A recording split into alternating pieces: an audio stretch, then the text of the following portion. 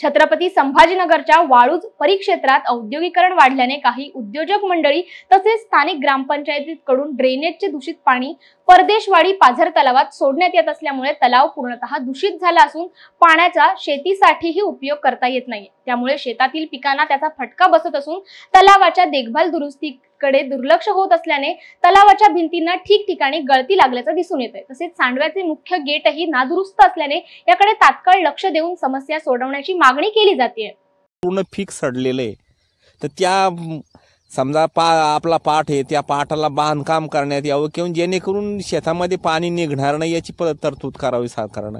आणि याच्या कडेला जो नाला आहे, हा नाला कधीच उकरलेला नाही आतापर्यंत, त्या नाल्याची दुरुस्ती करून जेणेकरून शेतामध्ये पाण्याचा पाझर अतिरिक्त जाणार नाही याची काळजी घ्या। किती नुकसान झाले शेतीचे? याचे पूर्ण शेतीचं आता सध्या पूर्ण पीक सडलेलं आहे। किती एकर म्हणलं?